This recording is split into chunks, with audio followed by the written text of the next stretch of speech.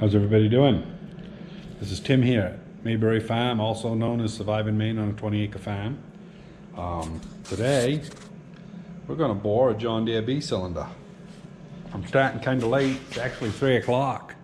But, yeah, the dog had to have his stitches out this morning, and, you know, just been one of those days. Busy stuff, salesman here and whatnot. But anyway, yeah, so this block, I wanted to show you.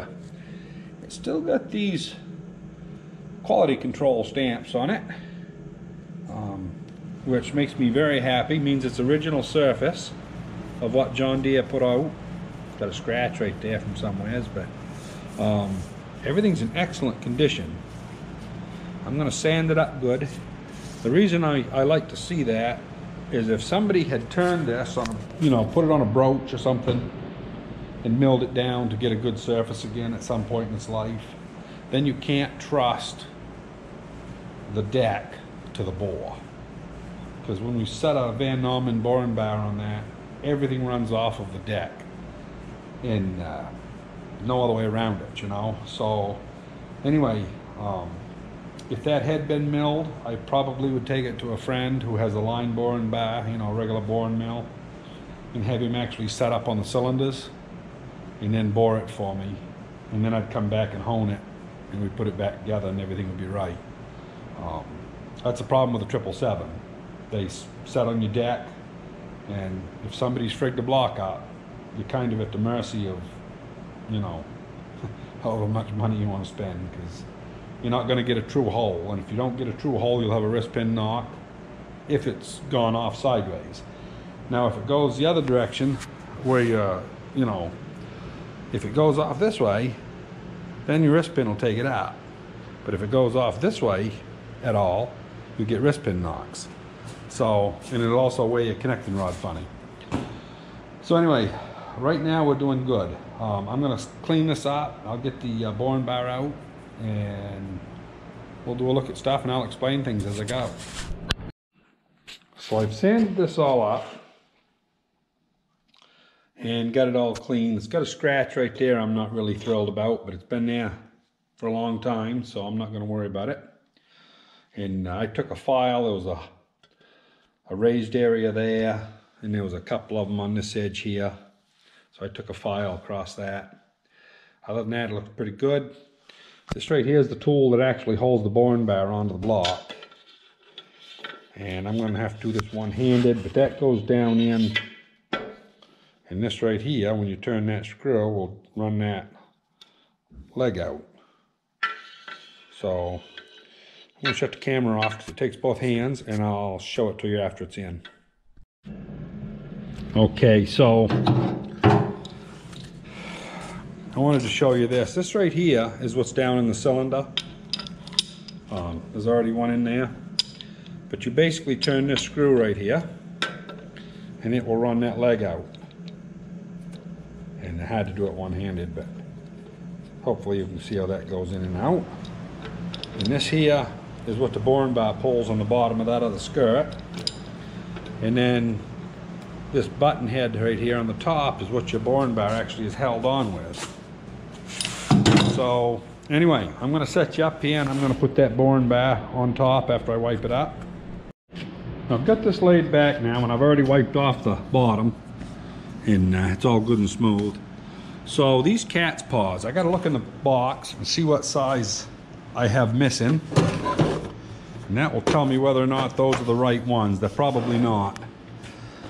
So I am missing the second set, which goes to 420. The third set will go to 490, which I got to go, what's that, 4.5 plus 90.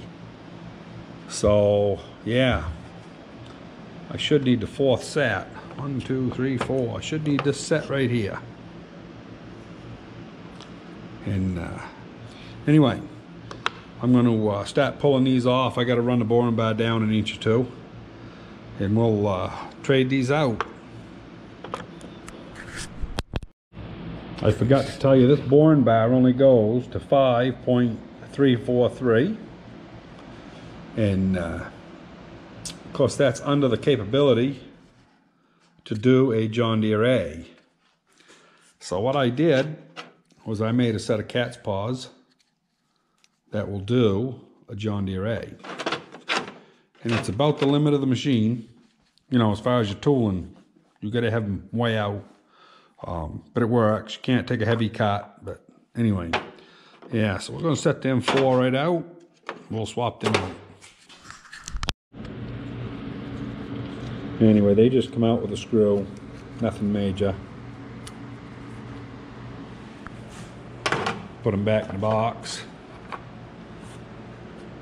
And wipe that off nice and clean.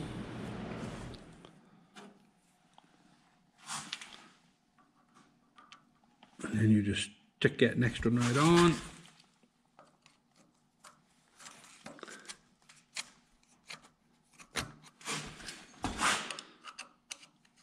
Come on, I gotta find the slot. There we go. It's always difficult doing something one-handed. There. That's all there is to it. Don't know if that's on tight or not, or if it's just general looseness.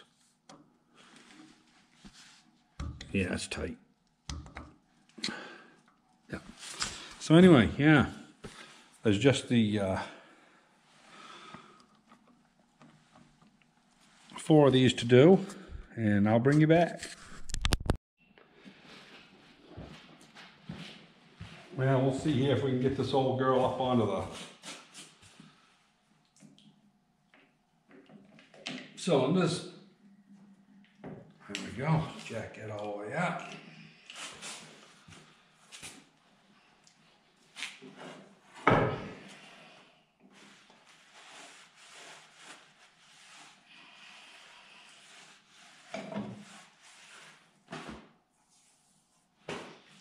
Okay.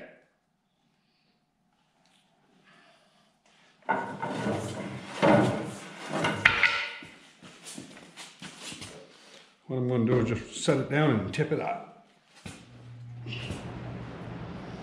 And go careful, because it's heavy. There we go. Everything looks pretty good. Feels good. So now what we do is we run them cat's paws down in the cylinder. And then we'll run them out, and that's where they just hit. So now that's centered on that cylinder bore.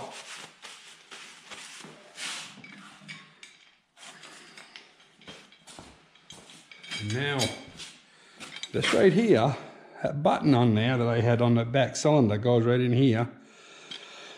This goes actually on the front of the boring bar. These 2 here rest on the back, and it pulls in the middle, so that the boring bar is actually being pulled straight down, but you've got a lot of leverage when you do it. So we'll see here if I've got enough room. No, I gotta crank that up a little, which means I gotta bring my cat's paws in. I gotta slide it ahead a little bit so I can get a hold of it.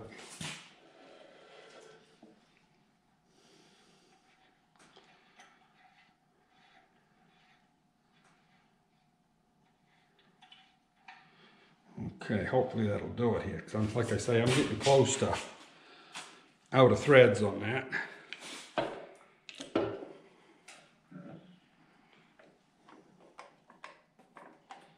Okay, locked up where we want to be. Try that one more time.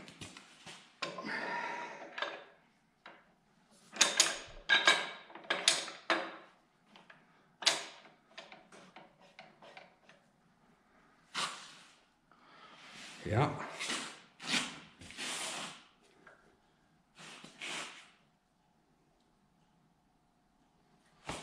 Well, I'll show you how that works now. Of course, this piece right here is over the other piece. So as you pull up on this right here, which is pulling down on the back, it's fulcrumed onto the front so that the front's being held down and the back's being held down. So it's pulling equal pressure on it. Pull straight down. People have a hard time grasping just how that works, but yeah, basically it's like tightening a bolt in the middle, except you only tighten it on one end. And yeah, you want that fairly snug. You don't have to kill it, but anyway, once you get it done, then we back the cat's paws out. We'll bring that up. And now it's time to set a tool.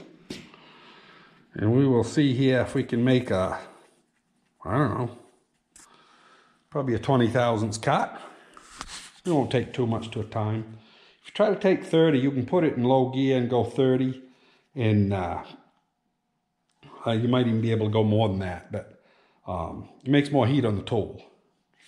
The more heat you make on the tool, the more tapered your cylinder is going to be. And when I get close to my finished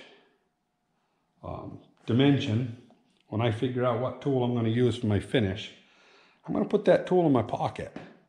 And you always keep it in your pocket. I keep it on the inside of my wallet so it stays as warm as it can. And then when you start cutting, it's already warm.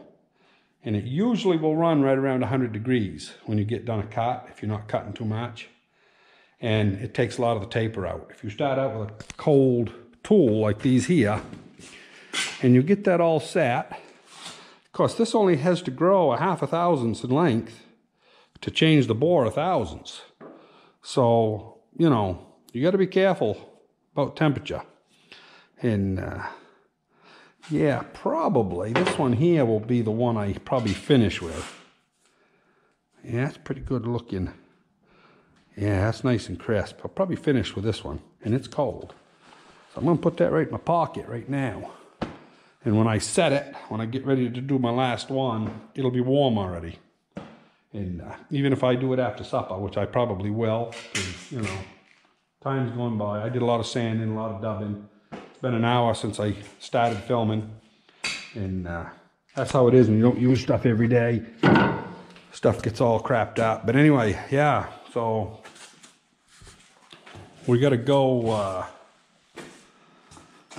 this right here is 50 thousandths per rev instead of 25. And the notches are quite close. I don't know if you can see them. But anyway, we got to run this out and get the tool set. And I'll bring it back in a minute. Well, as you can see, that is reading 520. It's hard to read, I know, but I got to take my word for it. You always want to hold your tool over to the side and always put it in the same way when you set it up. I've always gone this direction because I'm right-handed. And that little screw slot, once you get it set, you want to snug that up. And all that stuff, you always back your anvil off. And we'll snug that up a little bit. Then we'll put the anvil back up. That changed that a 1/2 thousandths, just putting the set screw back up. Yeah, 1/2 thousandths. Probably can't see it, but anyway. You might be able to see that. But anyway, it's all right. We're gonna, we'll take that out. And snap that in after we blow it out. These tool holders, they tend to hold dust and stuff, so you always want to blow them out first. Just give that a good blow.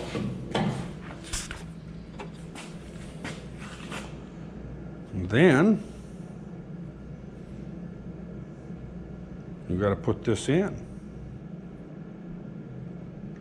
And I'm absolutely having a brain fart as to which direction it goes. I got to check it out here. I think it goes this way here. I'll find out before I drop it down. Come on, get in there. There we go.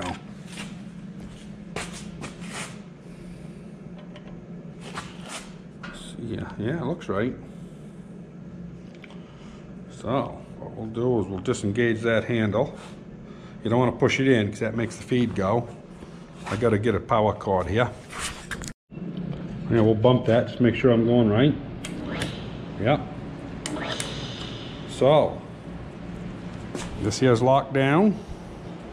That's set for 20 thousandths. We'll snap the power on. We will put the feed in. There she goes, starting the feed.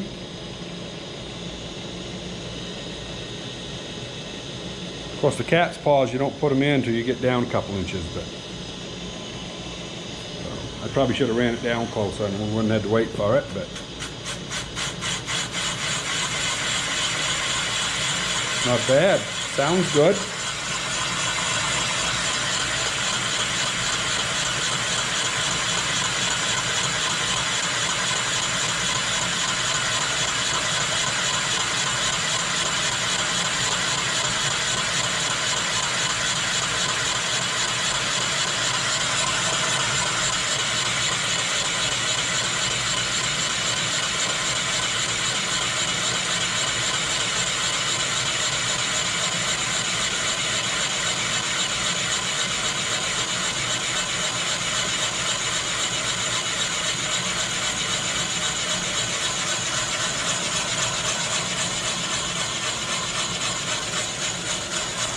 Now what I like to do is just give a quick blast of air, and then without too much time, start running the dogs in. Cat's paws, whatever you want to call them. And that's kind of a feel thing. You get them up where they belong. And this is a spring load deal. So it'll kind of feed as it goes. That way if there's a chip that comes out from underneath it, then you just let it go.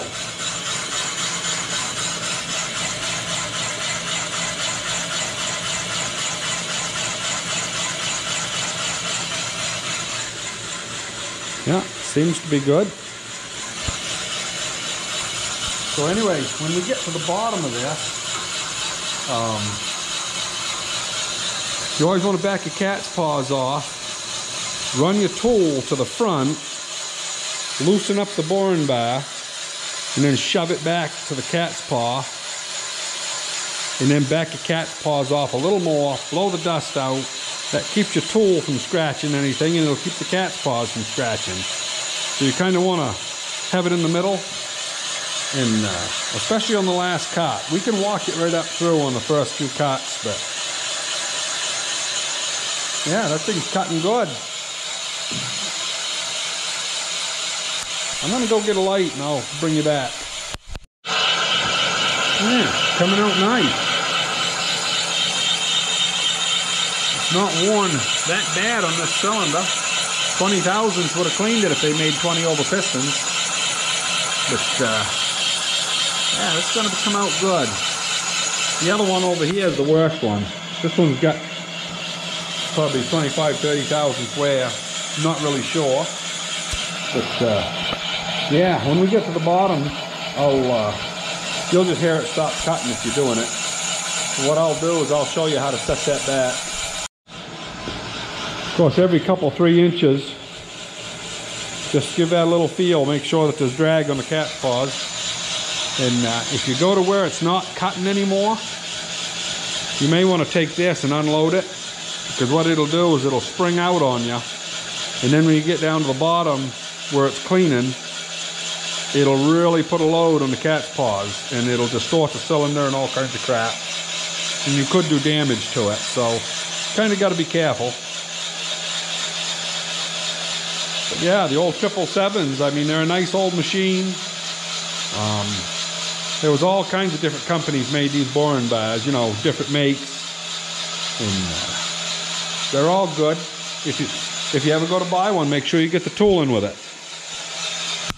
They're not worth $10 without the tooling, because you'll spend way more money trying to find the tooling than what the boring bar's worth. It's just like a lathe or a milling machine. You know, the tooling is where the money's at. So, anyway, yeah, we're almost to the bottom. We got about another 4 or 5 inches to go. We're going to have plenty of distance.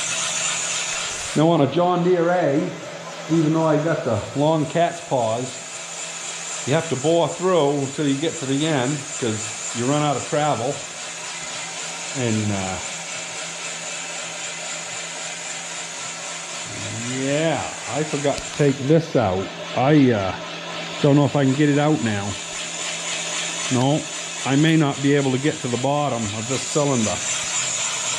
I might have to bring it up and then set it back down. You have to take this out because it will go down deep enough to do a B, I'm pretty sure.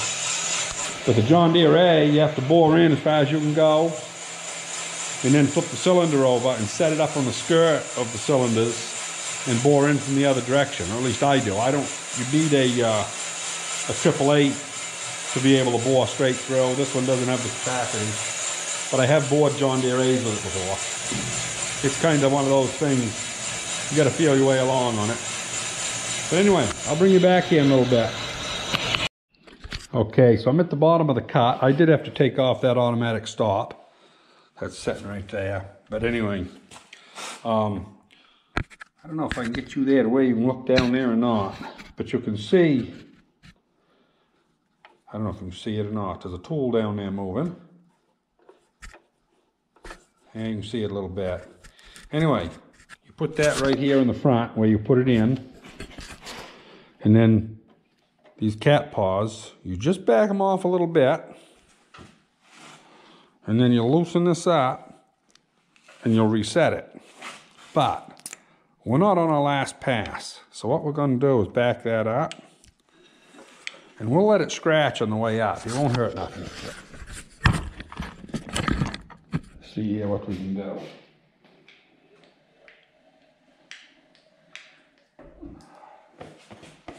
But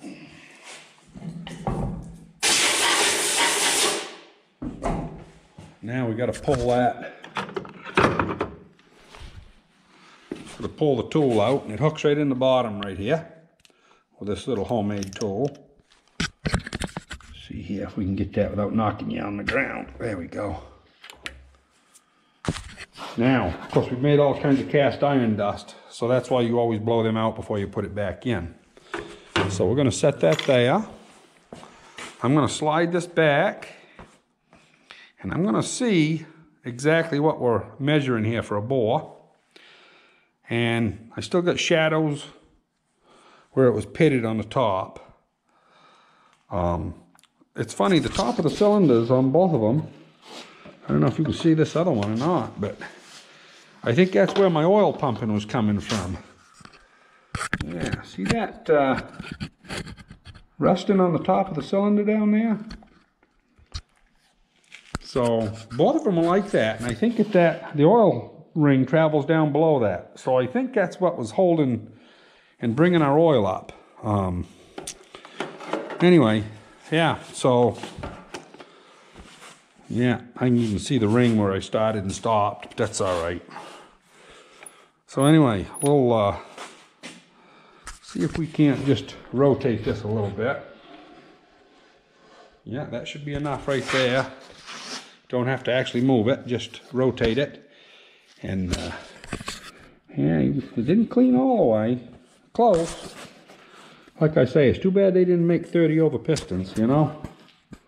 Seems awful wasteful to go to 90, but anyway, it is what it is. I'll bring you back in a little bit. I'm going to measure that. I just did 5 minutes worth of video and the damn GoPro didn't turn on when I hit the button. But anyway, yeah, we're on our way down for the second pass. And yeah, I'll bring you back when we get to the bottom.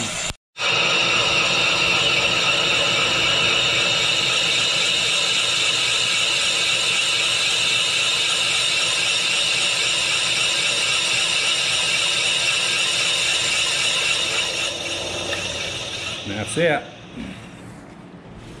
Then you take your hand wheel up here, bring your cutter back to the front.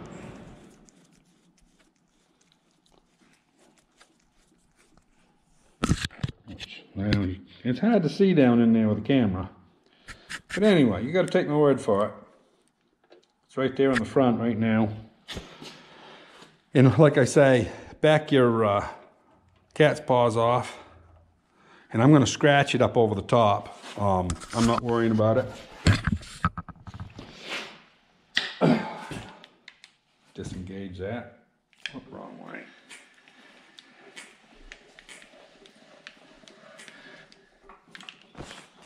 Bore off.